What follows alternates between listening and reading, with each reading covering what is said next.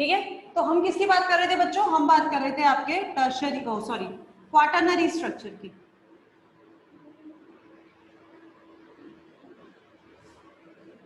हम किसकी बात कर रहे थे? आपके क्वाटरनरी स्ट्रक्चर की। मैंने क्वाटरनरी स्ट्रक्चर बोला किसमें प्रेजेंट होता है? हिस्टोन।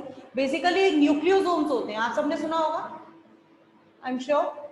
न्यूक्लियोसोम्स सुना है? न्यूक्लियोसोम्स क्या है, क्यों बताएं? न्यूक्लियोसोम्स क्या होते हैं? हिस्टोन प्रोटीन, यानी कि जो हिस्टोन प्रोटीन होते हैं न्यूक्लियोसोम, ये हिस्टोन प्रोटीन है। कौन कौन से हिस्टोन प्रोटीन होते हैं? सबसे पहले हम बात करें तो आपके हिस्टोन प्रोटीन होते हैं H1, H2A, H2B, H3 and then H4। ये होते हैं आपके क्या? Histone protein. अरेंज कैसे होते हैं ये? अरेंज होते हैं ये ऑक्टामर बच्चों, ऑक्टामर फॉर्म में। ऑक्टामर कैसे? ये देखिएगा,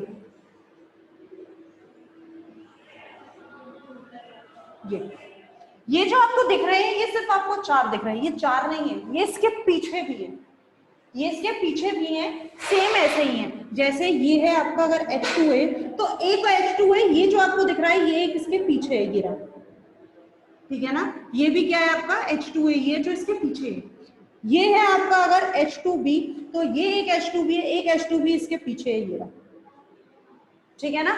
ये है आपका H3, तो एक H3 इसके पीछे भी है। ये है आपका H4, तो एक H4 इसके पीछे भी। तो बेसिकली ये इस तरह से अरेंज होते हैं, यानी कि H2A, H2B, H3 और H4 जो कि 4 स्टोन हैं। ये 4 नहीं होते, ये नंबर वाइज 4 होते हैं। जैसे अभी आपको दिख रहा है ये क्वांटिटी ये वैरायटी वाइज 4 है, लेकिन ये नंबर वाइज क्या होते हैं? 8 होते हैं, और इसीलिए हम इसको क्या कहते हैं? ऑक्टामर। ठीक है। अच्छा, आप लोग एक चीज पूछ सकते हैं कि मैम ऐसा आपने सामने लिखे हैं 5 टाइप के स्टोन और आपने यहाँ पे बनाए केवल 4 टाइप के स्टोन, वो भी हम बात करते हैं। सबसे पहले इसकी बात करें तो ये क्या है? हमारे न्यूक्लियोसोम्स। ये जो 8 है, ये जो ऑक्टामर है, बेसिकली ये क्या बना रहे हैं? आपके न्यूक्लियोसोम्स बना रहे हैं। तो क्या केवल ये 4 ये ही है? ऐसे ही है? नहीं, हर एक दूरी पर ये इस तरह से ऑक्टामर्स प्रेजेंट होते हैं, यानी कि यहाँ पर फिर एक ऑक्टामर होगा, यहाँ पर फिर एक ऑक्टामर होगा, आगे बच्चा में यहाँ पर भी एक ऑक्टामर है, यहाँ पर भी एक ऑक्टामर है, यहाँ पर भी एक ऑक्टामर है। इनका काम क्या है? ये ऐसे बिखरे हुए रहते हैं? नहीं, ये आपस में जुड़े हुए रहते हैं। अब बात आती है कि मैम ये जुड़ते कैसे? कैसे जुड़े हुए हैं ये? तो बच्चों ये जुड़े हुए हैं आपके किससे? डीएनए से। ठीक है, तो ये कैसे जुड़े हुए हैं? आपके डीएनए से जुड़े हुए हैं। कैसे? ये यहाँ पर देखिए, ये क्या है? आपका डीएनए है, ये देखिए, ये इन हिस्टोन्स के ऊपर जो आपका डीएनए होता है वो क्या रहता है? कॉइल्ड रहता है।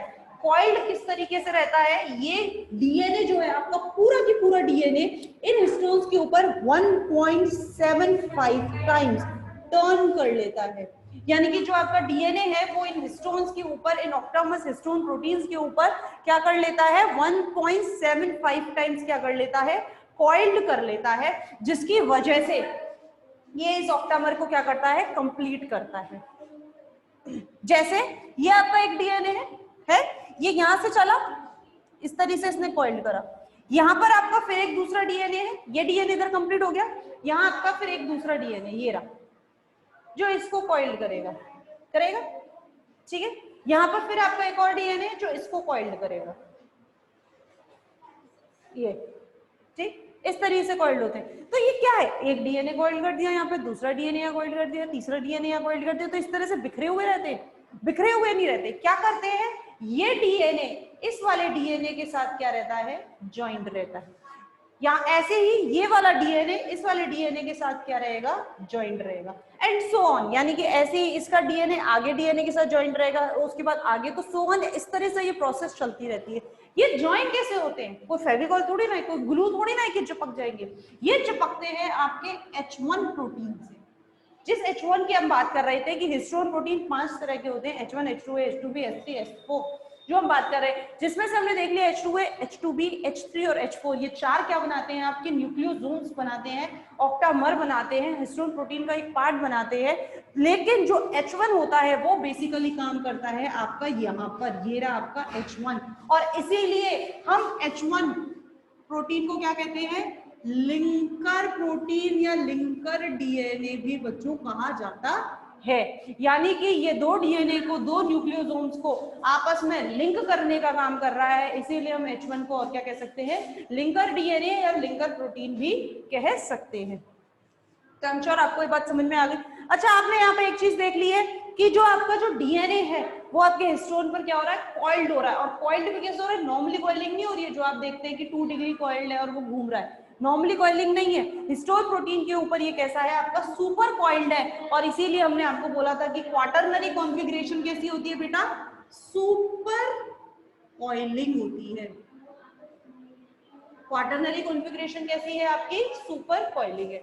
अच्छा चलो, हिस्टोन की आप बात लिख ली है, तो हिस्टोन से हम रिलेटेड एक बात और मैं आपको बताना चाहूंगी, क्यों ऐसा क्या है भाई, आपका डीएनए और हिस्टोन प्रोटीन के बीच में क्या है ऐसा कि वो एक दूसरे से जुड़ रहे, कोई ऐसी बात तो होगी, कोई फेविकॉल तो है नहीं, ग्लू तो है नहीं कि पकड़ा और चिपका दिया, ऐसा तो होता नहीं है। तो ऐसा क्या चीज है कि हमारे जो डीएनए है और हमारा जो हिस्टोन प्रोटीन है ये आपस में जॉइंट है, और उसका जो कारण होता है वो होती है इनके बीच का जो अट्रैक्शन है, वो इलेक्ट्रोस्टैटिक फोर्सेस।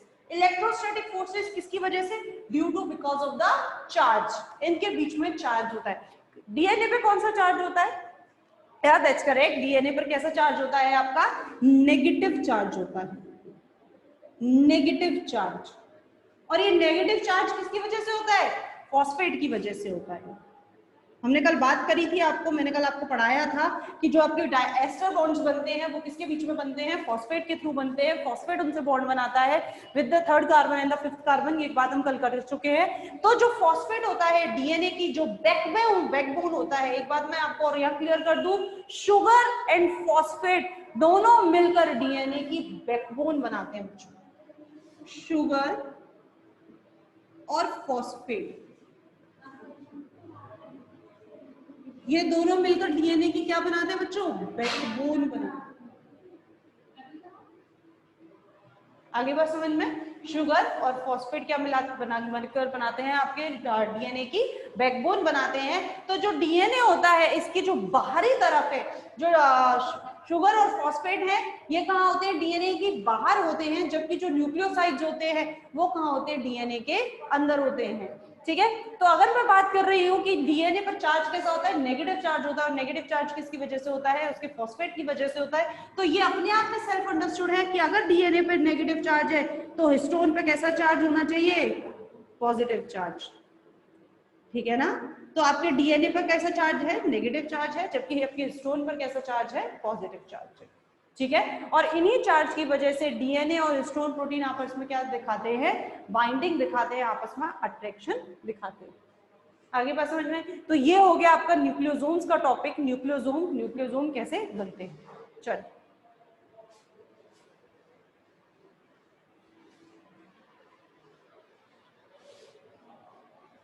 हो सकता है आप लोगों की बुक में ये टॉपिक आपको आगे पीछे मिले, रैंडम मिले, तो ये मत कहना मैडम ये कौन सा टॉपिक करा दिया या आगे का टॉपिक रह गया और फोन कर रहे हैं आपकी मैम ये रह गया, तो वो काम आप मत करिएगा। आपके ये सारे टॉपिक हैं आपकी बुक में ही हैं, आगे पीछे हो सकते हैं, तो वो आप देख लीजिएगा एक बार।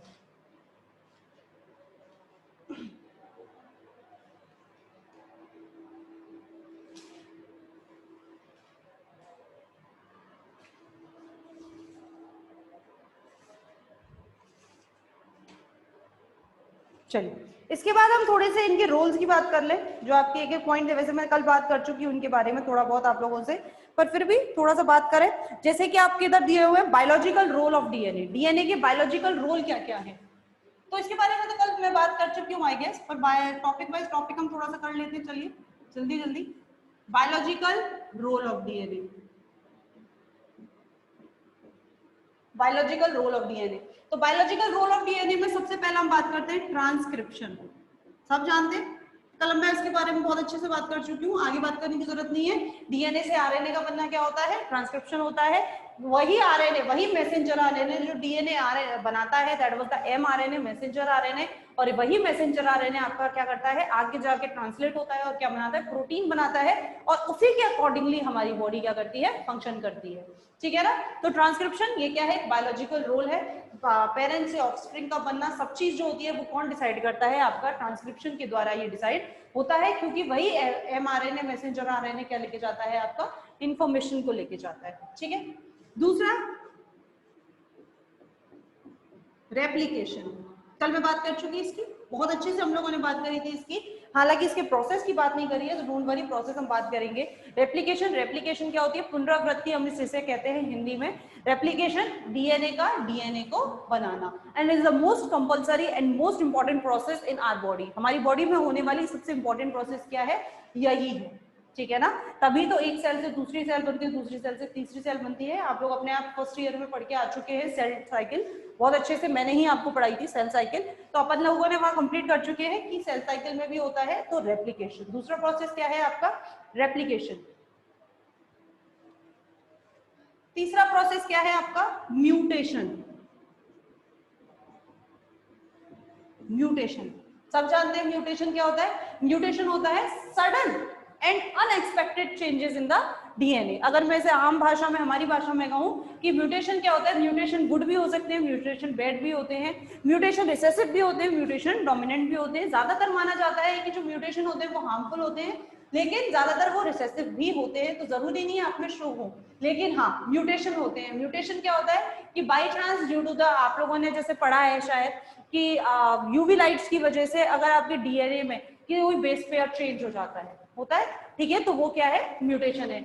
या मिसरीड हो जाए, अगर कोई आपका डीएनए कोई बेस पेयर है, ड्यूरिंग द रेप्लिकेशन आपका कोई भी बेस पेयर मिसरीड हो जाता है, तो वो भी क्या हो जाता है, आपका म्यूटेशन हो जाता है। तो म्यूटेशन भी क्या है, आपके डीएनए की एक बायोलॉजिकल क्वालिटी है।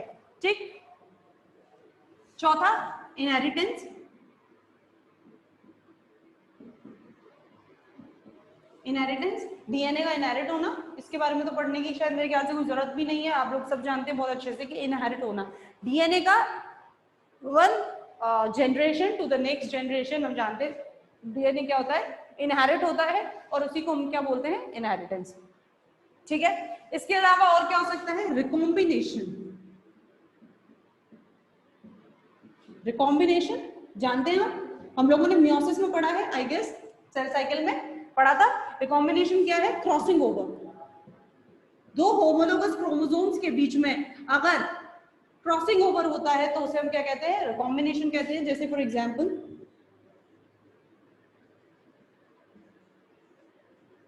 ये आपके क्या है, दो क्रोमोसोम्स हैं, ये क्या है, आपके दोनों होमोलोगस क्रोमोसोम्स हैं।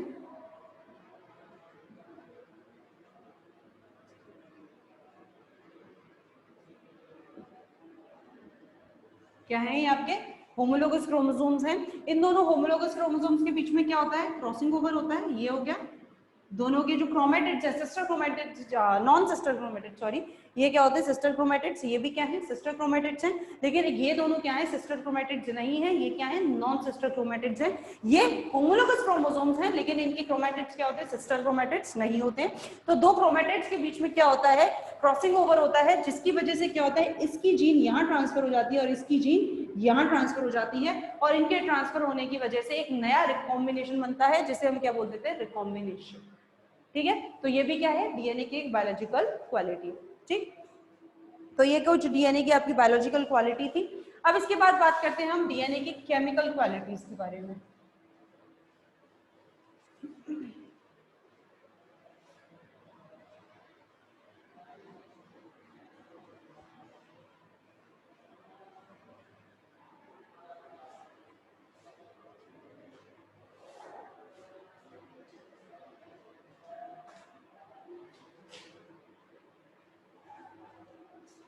Chemical and physical qualities, chemical और फिजिकल क्वालिटीज। तो केमिकल और फिजिकल क्वालिटीज क्या होती है, जैसे कि हम बात करें उसकी क्या बेस पेयर्स हैं।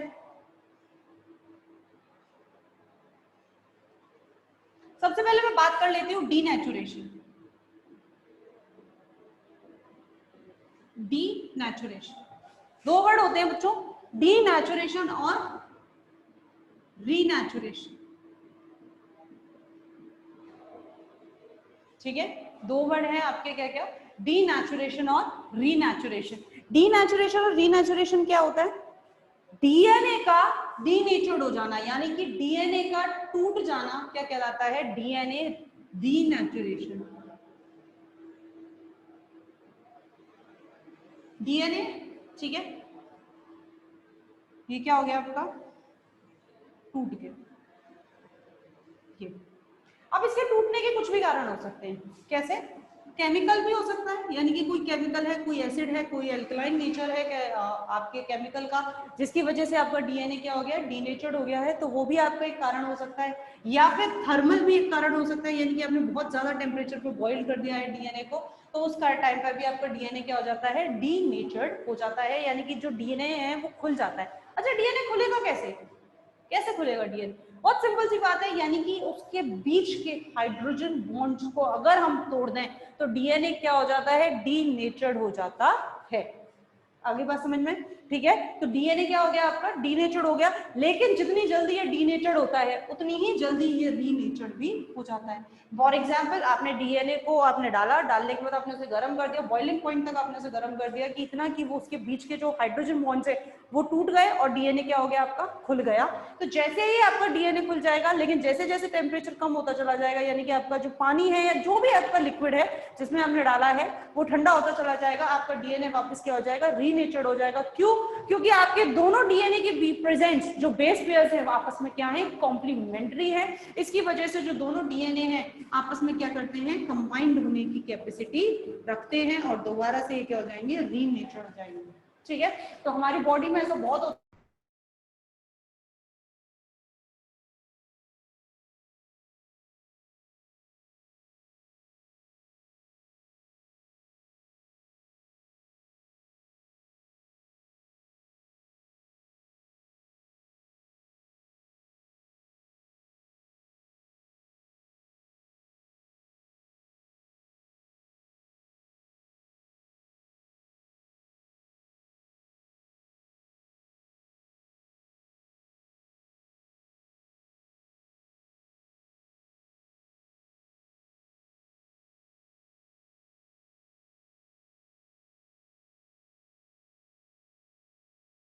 मीटर तक आपकी जो यूवी रेडिएशन है उनको क्या कर लेता है? एब्जॉर्ब कर लेता है। ठीक है, तो आपके डीएनए में क्या होते हैं? यूवी रेडिएशंस को एब्जॉर्ब करने की एक क्षमता होती है। इसके बाद है आपका बायोन डेंसिटी।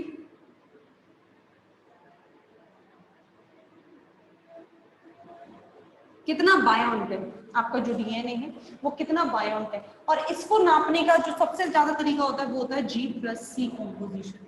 आपके डीएनए में जितनी ज्यादा G+C कॉम्पोजिशन होगी उतना ही डीएनए आपका क्या होगा? डेंस होगा। क्यों? क्योंकि जितना ज्यादा G+C कॉम्पोजिशन होगा उतने ही ज्यादा आपके जो डीएनए है उसमें क्या होंगे? हाइड्रोजन बॉन्ड होंगे, और उतना ही वो घनत्व होगा, उसके अंदर घना बना होगा। तो इसीलिए जो बायोन डेंसिटी है वो किसमें होती है? G+C। और इसे नापने के लिए जो लिक्विड हम यूज करते हैं that was the caesium chloride. बच्चों, कई सारे टेस्ट हैं, कई सारी कॉम्पोजिशंस नापने के लिए इस टेस्ट को किया जाता है। तो जो डीएनए है उसको आपको किस में नापा जाता है? किस चीज में आपको उसका टेस्ट किया जाता है? सीजियम क्लोराइड में उसका टेस्ट किया जाता है। और ये इसकी जो बायोन डेंसिटी है वो कौन बताता है? आपका G+C कॉम्पोजिशन। ठीक है, इसके बाद है इफेक्ट ऑफ एल्कली। आपको पता है जो आपका डीएनए है वो न्यूट्रल्स में होता है, हल्का सा बेस एसिड होता है हम ये कह सकते हैं, पर effect of alkali and effect of acid दोनों का, अगर आपके एसिड का पीएच, अगर आपके एसिड का पीएच 3 से 4 के बीच में हुआ या उससे कम हुआ बच्चों, तो आपका जो डीएनए है वो क्या हो जाएगा? डीनेचर्ड हो जाएगा। यानी कि आप इससे कम पीएच अपने डीएनए को नहीं दे सकते हैं। आपका जो मीडियम है वो बहुत ज्यादा एसिडिक नहीं होना चाहिए। तो अगर एसिडिटी ज्यादा है या एसिडिक आपका मीडियम ज्यादा है तो भी आपका डीएनए क्या हो जाएगा? डीनेचर्ड हो जाएगा। और अगर उसमें एल्कलिनिटी ज्यादा है, यानी कि अगर उसका एल्कलाइन नेचर ज्यादा है, तो भी आपका डीएनए क्या हो जाएगा? डीनेचर हो जाएगा। ठीक है,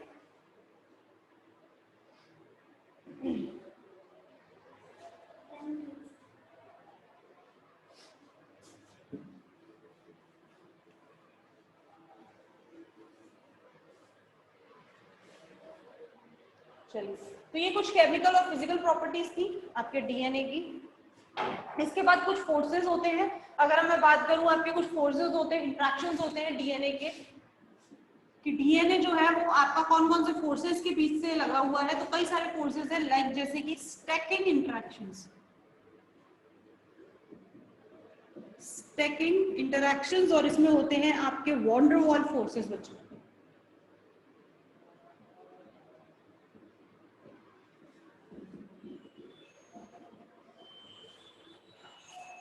ठीक है, इसमें होते हैं आपके वॉन डेर वाल फोर्सेस, यानी कि जो डीएनए होते हैं, डीएनए के जो बेस पेयर्स होते हैं, आपको पता है इस तरह से जो बेस पेयर्स अरेंज्ड होते हैं, ये बेस पेयर्स भी आपस में क्या लगाते हैं, फोर्स लगाते हैं और एक दूसरे को जोड़कर रखते हैं। और वो कौन सा फोर्स होता है बच्चों, वॉन डेर वाल फोर्सेस। ठीक है, इसके अलावा और कौन से फोर्सेस होते हैं, इलेक्ट्रोस्टैटिक फोर्सेस।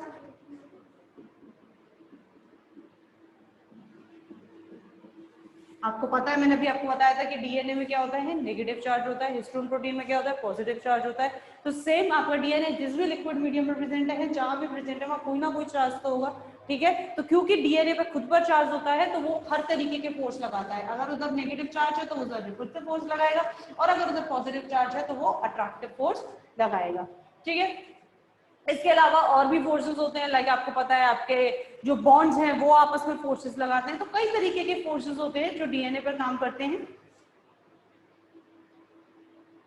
हाइड्रोजन बॉन्ड्स तो है ही है आपके।